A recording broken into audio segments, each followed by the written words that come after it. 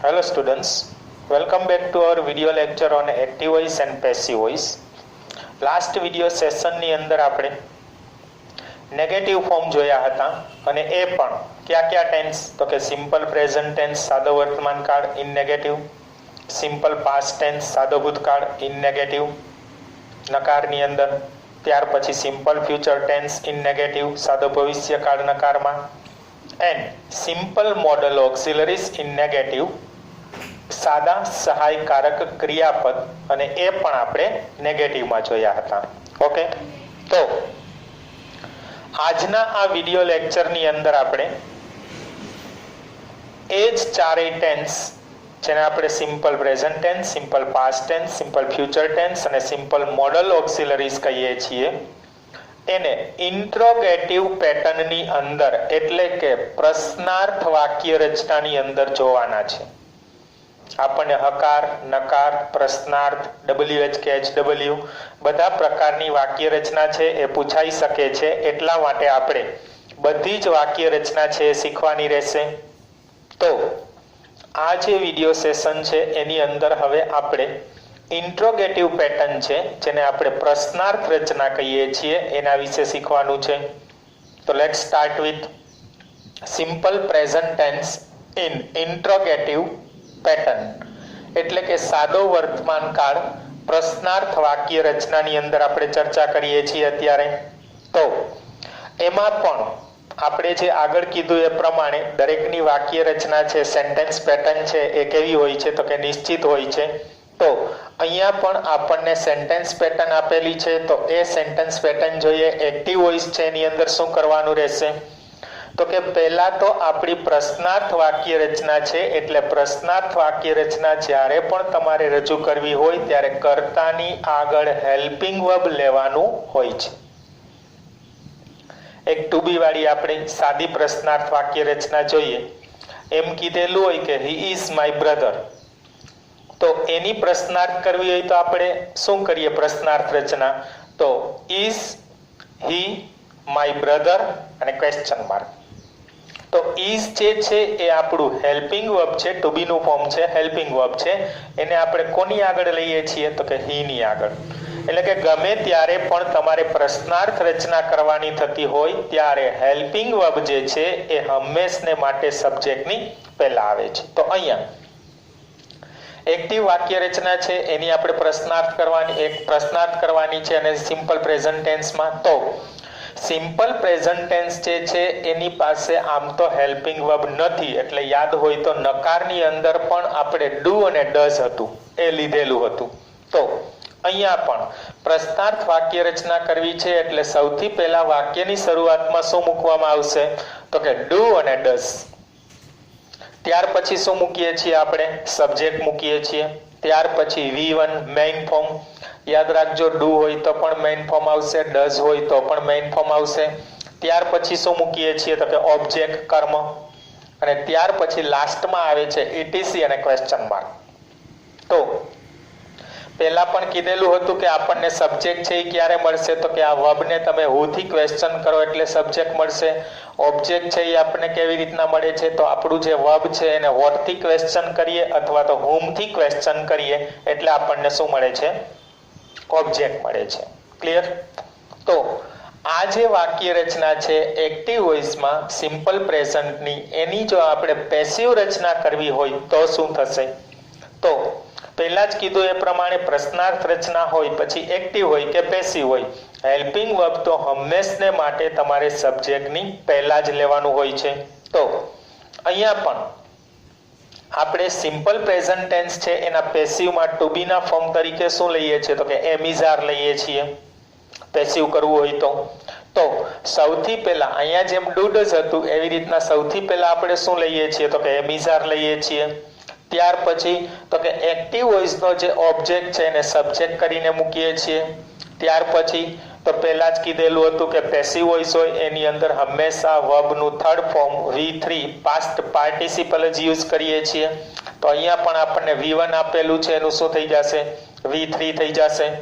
ત્યાર પછી તો કે ઇટીસી અને લાસ્ટમાં શું આવે છે તો કે બાય પ્લસ સબ્જેક્ટનું ઓબ્જેક્ટ એક્ટિવ વોઇસનો જે અહીંયા સબ્જેક્ટ આપેલો છે એ અહીંયા શું બનીને આવી જશે ઓબ્જેક્ટ બનીને આવી જશે ક્લિયર આટલું તો હવે એના જો આપણે સેન્ટેન્સ જે છે એની પ્રેક્ટિસ કરીએ તો આપણને વધારે ખ્યાલ આવશે કે આ જે પેટર્ન છે એ પેટર્ન પ્રમાણે આપણે એના પ્લેસ જે છે સબ્જેક્ટ અને ઓબ્જેક્ટના અને એ સિવાય વર્બ એ ઇન્ટરચેન્જ કરીએ તો આપણું પરફેક્ટ સેન્ટેન્સ બને છે કે નહીં તો એક્ઝામ્પલની અંદર જોઈએ તો પહેલું સેન્ટેન્સ આપણને એવું આપેલું છે કે do you know the syllabus of the exam અને ક્વેશ્ચન માર્ક ગુજરાતી શું થશે શું તમે પરીક્ષાનો સિલેબસ અભ્યાસક્રમ છે એ જાણો છો એટલે કે તમને ખબર છે કે આપણા અભ્યાસનો સિલેબસ અભ્યાસક્રમ જે છે એ શું છે અથવા તો એક્ઝામનો અભ્યાસક્રમ જે છે એ શું છે તો હવે એની અંદર આપણે જો પેસિવ રચના કરવાની થતી હોય તો સૌથી પહેલા શું કીધેલું હતું એ પ્રમાણે આપણને ખબર હોવી જોઈએ કે સેન્ટેન્સની અંદર આપણો સબ્જેક્ટ કોણ છે અને ઓબ્જેક્ટ કોણ છે તો લેટ ક્વેશ્ચન વિથ વર્બ નો કોણ જાણે છે યુ તો યુ છે એ આપણો શું છે સબ્જેક્ટ જો એની પહેલા ડુ આવી ગયું છે પ્રશ્નાર્થ વાક્ય રચના બીજો ક્વેશ્ચન વોટ નો શું જાણે છે તો સિલેબસ ઓફ એક્ઝામ યાદ રાખવાનું છે જ્યારે કર્મની અંદર તમને ઓફ થી બે નાઉન જોડેલા હોય સિલેબસ અને એક્ઝામ ઓફ થી જોડેલું છે નોનીનું નથી જોડેલું છે ત્યારે આખે આખું ઓબ્જેક્ટ છે એ આપણું સબ્જેક્ટ બનશે ખાસ યાદ રાખજો તો યુ છે એ આપણો સબ્જેક્ટ છે અને ધ સિલેબસ ઓફ એક્ઝામ છે એ આપણું ઓબ્જેક્ટ છે જેને આપણે શું કહીએ છીએ કર્મ બરાબર તો વાક્યને ઇન્ટરચેન્જ કરવું છે તો સૌથી પહેલા ઓબ્જેક્ટ છે ને સબ્જેક્ટ તરીકે લેશું અહીંયા આપેલું છે એ પ્રમાણે પરંતુ યાદ એ રાખવાનું છે કે એની પહેલા તમારે એમિઝાર લેવાનું છે હવે આ જે એમિઝાર મૂકવાનું છે એ અહીંયા આવતા સબ્જેક્ટને અનુરૂપ મૂકવાનું હોય છે તો આપણું ઓબ્જેક્ટ શું છે તો કે ધ સિલેબસ ઓફ એક્ઝામ તો એ કેવું છે સિંગ્યુલર તો એના માટે આપણે શેનો યુઝ કરશું ઇઝ નો તો આપણો આન્સર શું થશે તો સૌથી પહેલા વાક્યની શરૂઆતમાં આવશે ઇઝ ત્યાર પછી તો કે ઓબ્જેક્ટ નું સબ્જેક્ટ તો કોણ છે the syllabus of the exam the syllabus of the exam is the syllabus of the exam અહીંયા મુકાઈ ગયું હવે શું મૂકવાનું છે V3 તો આપણું વર્બ કોણ છે નો તો નો નું V3 શું થશે તો કે નો ન્યુ અને નોન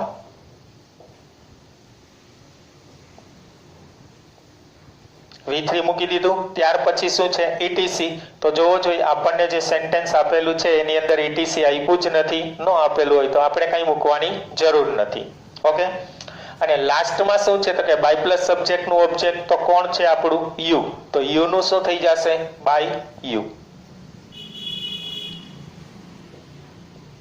રેડી આખું સેન્ટેન્સ શું બને છે is the syllabus of the exam known by you તો આપણી આ જે પેટર્ન છે એ પેટર્ન પ્રમાણે આપણે પેસિવ વોઇસ કરી નાખ્યું તો it means our sentence is right okay next sentence કે છે does she solve her problems herself શું તેણીની સમસ્યાઓ તેણીની જાતે જ ઉકેલે છે સોલ્વ કરે છે ઓકે આપણું સેન્ટેન્સ જોવાનું એ છે કે એક્ટિવ વોઇસ છે કે પેસિવ વોઇસ સાથે સાથે તો અહીંયા તમે જોશો તો V1 અને ડુ ડઝ આપેલું છે તો કે યસ ડઝ અને V1 આપેલું છે એનો અર્થ શું તો કે આપણને જે સેન્ટેન્સ આપેલું છે એ સેન્ટેન્સ એક્ટિવ વોઇસમાં છે તો આપણે શેમાં કરવાનું છે પેસિવ વોઇસમાં ઓકે તો ચાલો પ્રશ્ન કરીએ પહેલા સૌથી સબ્જેક્ટ અને ઓબ્જેક્ટ છે એને શોધી લઈએ તો સોલ્વ હુ સોલ્વ સી તો સી છે એ આપણું શું છે સબ્જેક્ટ છે વોટ સોલ્વ હર પ્રોબ્લેમ્સ તો હર પ્રોબ્લેમ્સ છે એ શું છે આપણું ઓબ્જેક્ટ છે તો એને ઇન્ટરચેન્જ કરવા છે તો એને ઇન્ટરચેન્જ કરો એની પહેલા પેસિવ રચના શરૂ કરીએ એમાં આગળ શું મૂકવાનું હોય એમિઝાર પ્રશ્નાર્થ રચના છે તો તો આપણને ઓબ્જેક્ટ તરીકે હર પ્રોબ્લેમ્સ આપેલું છે, એટલે કે બહુવચન આપ્યું છે, તો બહુવચનની અંદર આપણને ખબર જ છે શું મૂકવાનું હોય છે. તો એમિઝારમાંથી આપણે શું લેશું? આર. ત્યાર પછી હર પ્રોબ્લેમ્સ છે ને સબ્જેક્ટ કરી લેશું.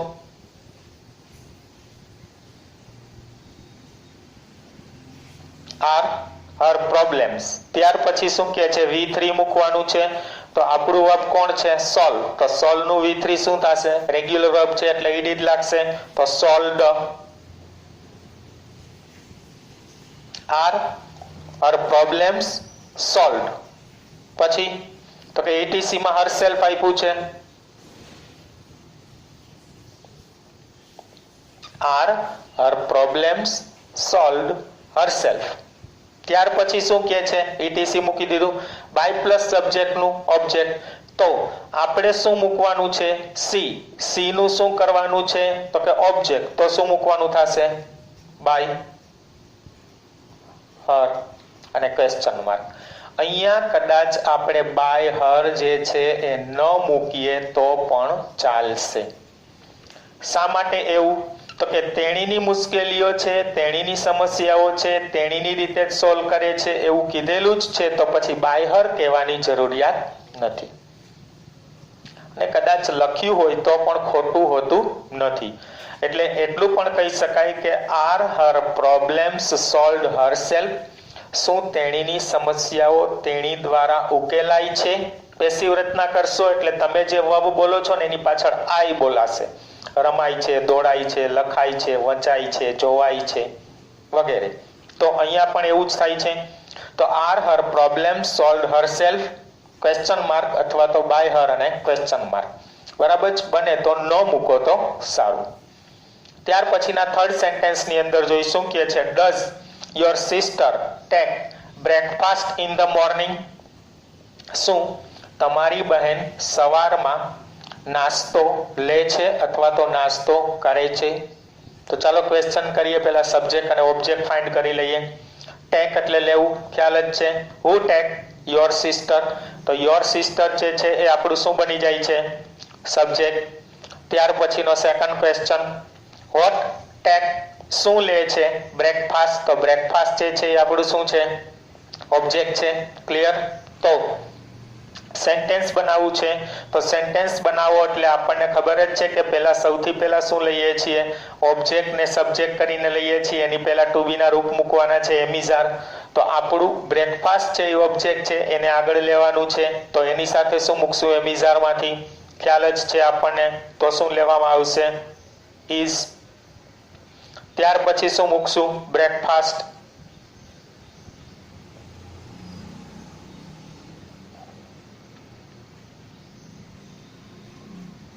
Is breakfast. ત્યાર પછી શું મૂકવાનું છે? V3. તો આપણને ટેક આપેલું છે તો થર્ડ ફોર્મ શું થશે? Taken.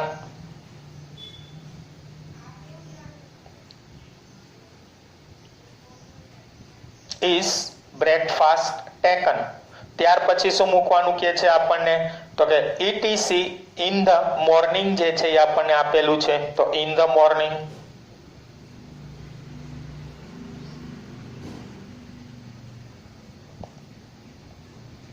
Is breakfast taken in the morning.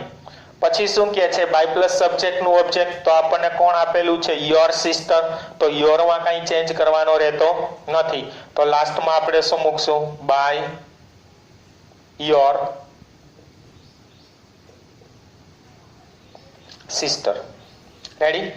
આખું સેન્ટેન્સ શું બને છે? Is breakfast taken in the morning by your sister. શું નાસ્તો છે એ સવારે તમારી બહેન દ્વારા લેવાય છે અથવા તો લેવામાં આવે છે? એ આપણી પેસિવ રચના થશે. હવે ત્યાર પછીના સેન્ટેન્સ ફોર્થ સેન્ટેન્સમાં આપણે જોઈએ તો આપણને શું આપેલું છે એ કરીએ. પહેલા are tractors used in the farm. Are tractors used in the farm. તો પહેલા જ કીધેલું હતું કે સૌથી પહેલા તો આપણને એ ખબર હોવી જોઈએ કે આપણને સેન્ટેન્સ એક્ટિવમાં આપ્યું છે કે પેસિવમાં. તો જો એક્ટિવ છે કે પેસિવ છે એ આપણે જોવું હોય તો આપણને ખ્યાલ જ છે કે શું જોવાનું છે તો કે ડુ ડઝ અને V1 આપેલું હોય તો આપણું શું હશે એક્ટિવ વોઇસ હશે અને એમિઝાર પ્લસ V3 આપેલું હશે તો શું હશે પેસિવ બાય પ્લસ સબ્જેક્ટના ઓબ્જેક્ટ ઉપર ડિપેન્ડ રહેવાનું નથી કારણ કે એજન્ટ વાળી પણ વાક્ય રચના હોઈ શકે એજન્ટ વગરની પણ વાક્ય રચના હોઈ શકે એટલે બેટર એ છે કે આપણે આના ઉપર ડિપેન્ડ રહીએ આ આપણો કી પોઈન્ટ છે V1 અને V3 ટુ બી પ્લસ V3 હોય એટલે પેસિવ હોય અને બાકી બધે આપણને જે V1 આપેલું હોય કે પાસ્ટ ટેન્સ V2 આપેલું હોય તો આપણા જનરલી એક્ટિવ વોઇસ હોય છે તો અહીંયા આપણે જોઈ શકીએ છીએ કે આ tractors used in the farm આપેલું છે પાછળ બાય પ્લસ સબ્જેક્ટનું ઓબ્જેક્ટ નથી તો અહીંયા આપણે બાય પ્લસ સબ્જેક્ટનું ઓબ્જેક્ટ મૂકવાનું છે તો ટ્રેક્ટર્સ અને ખેતરમાં યુઝ કરવાની વાત છે તો સ્વાભાવિક છે કોણ યુઝ કરશે તો કે ફાર્મર્સ કદાચ ફાર્મર્સ આપણને યાદ ન આવે અને ધ્યેય મૂકો તો પણ ચાલે તો હવે આપણે પેસિવ જે છે એમાંથી એક્ટિવ કરવાનું છે તો સૌથી પહેલા આપણે શું મૂકવાનું રહેશે ડુ કે ડઝ માની લો કે આપણે બહુવચન કરતા લઈએ છીએ કા ફાર્મર્સ અને કા ધ્યેય તો એની સાથે શું મૂકશું આપણે ડુ ત્યાર પછી આપણે સબ્જેક્ટ મૂકવાનો છે તો ચાલો સબ્જેક્ટ મૂકીએ શું મૂકશું અથવા તો કદાચ આપણે ધ્યેય લખીએ તો પણ ચાલે લખવાનું કોઈ પણ એક જ છે ખાસ યાદ રાખજો કરતા મૂકવાનો છે કોઈ પણ એક જ આ તો સમજ માટે આપણે બે રાખ્યા છે આપણે તો કા આઈધર ફાર્મર્સ ઓર ધ્યેય ક્લિયર ડુ ધ ફાર્મર્સ અથવા તો ધ્યેય પછી શું કહે છે સબ્જેક્ટ મૂકી દીધો હવે V1 મૂકવાનું છે તો યુઝડ કહે છે તો યુઝડ નું V1 શું થશે યુઝ ત્યાર પછી શું મૂકવાનું છે તો કે કર્મ ઈ ક્યાંથી મળશે તો કે તમને એમિઝાર પછી જે આપેલું જે છે એ સબ્જેક્ટ ઈ સબ્જેક્ટ છે એનું શું થઈ જશે ઓબ્જેક્ટ તો આપણને શું આપેલું છે ટ્રેક્ટર્સ તો ટ્રેક્ટર્સ ને આપણે અહીંયા શેના તરીકે લેવાનું છે ઓબ્જેક્ટ તરીકે તો ટ્રેક્ટર્સ ડુ ધ ફાર્મર્સ અથવા તો ધેય યુઝ ટ્રેક્ટર્સ લાસ્ટમાં શું કહે છે ETC મૂકવાનું છે તો ETC આપણું શું છે ઇન ધ ફાર્મ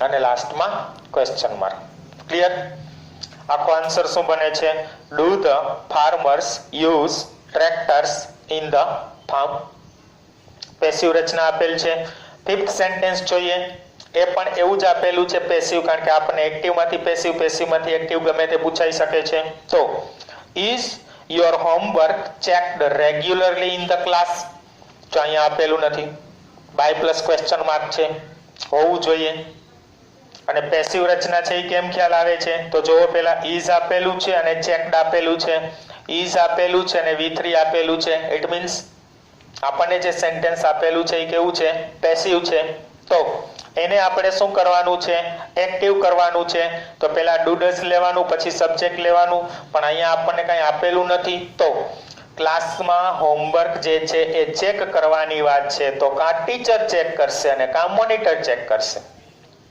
આપણી પાસે બે ઓપ્શન છે અને કદાચ નો યાદ આવે આપણને તો હી મૂકો તો પણ ચાલે ને સી મૂકો તો પણ ચાલે ઓકે તો અહીંયા આપણે શરૂઆત કરીએ છીએ હવે કોઈ પણ એક વચન નામ લેશું કા ટીચર કહીએ છીએ અને કા મોનિટર કહીએ છીએ તો એના માટે આપણે ડઝ લેવું પડશે શું કામ એને તો કે થર્ડ પર્સન સિંગ્યુલર છે તો વાક્યની શરૂઆતમાં શું મૂકીએ છીએ આપણે ડઝ પછી માની લો કે આપણે ટીચર લખીએ અથવા તો ધ મોનિટર લખીએ does the teacher or monitor બરાબર છે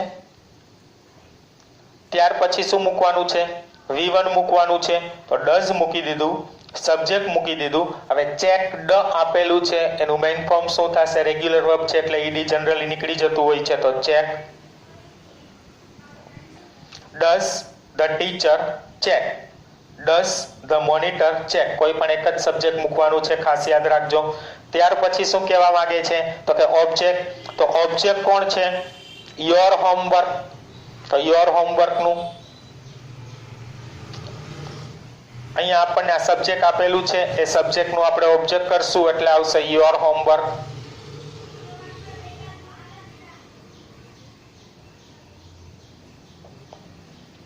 ડઝ ધ ટીચર અથવા તો the monitor check your homework.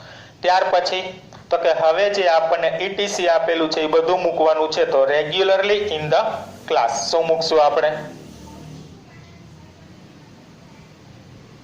Regularly in the class. અને લાસ્ટમાં શું આવશે? Question mark. રેડી? આ હતા આપણા સેન્ટેન્સ. 5 સેન્ટેન્સ આપણે જોઈ લીધા. એક્ટિવ માંથી પેસિવ, પેસિવ માંથી એક્ટિવ જે કરવાના હતા એ પહેલા do does subject, V1 object અને ETC. ત્યાર પછી શું મૂકીએ છીએ તો કે એમિઝાર ઓબ્જેક્ટ નું subject, V3 ETC by plus subject નું ઓબ્જેક્ટ. 5 સેન્ટેન્સ જોયા. તો સેન્ટેન્સ પેટર્ન અને આપણે જે સેન્ટેન્સ જોયા એના ઉપરથી now you got it the topic. I hope there will be no more doubts. So, goodbye and see you again in next video lecture.